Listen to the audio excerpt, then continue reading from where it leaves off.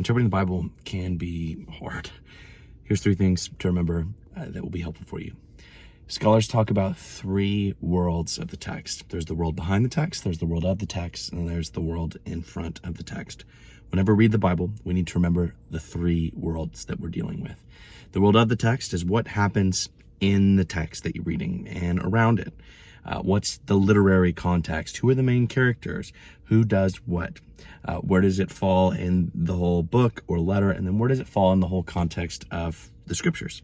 So that's world of the text. World behind the text is where you get into like historical context, looking at what was life in the ancient Near East like, if you're thinking about the Old Testament. What was life in the Roman Empire like? If you're reading things like the household codes, for example, in some of Paul's letters, what were examples of household codes in that time? Because reading those will tell us something. Or if you're reading like the creation account, not only what does the creation account say, world of the text, but world behind the text, are there other stories from around this time of people trying to explain how the world came into being? All of that illustrates something important for us when it comes to the meaning of the text. And then last, but certainly not least, is the world in front of the text, which is you, me, our context, where we live, our gender, our socioeconomic status, our religious background. We bring lenses into the scriptures whenever we read them. So for me, I've struggled with depression and anxiety a lot of my life.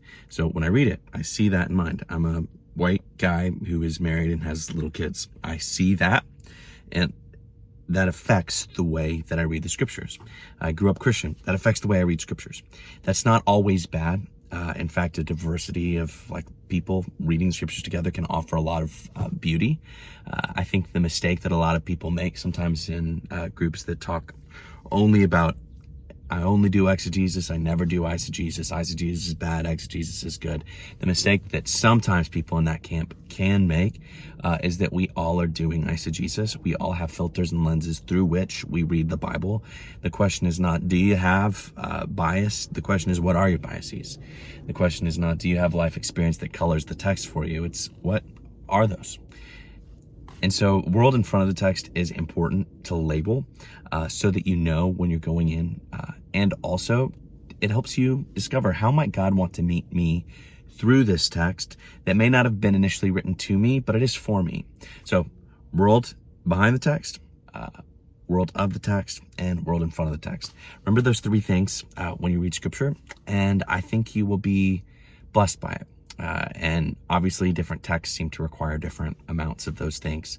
But try it and see if that helps.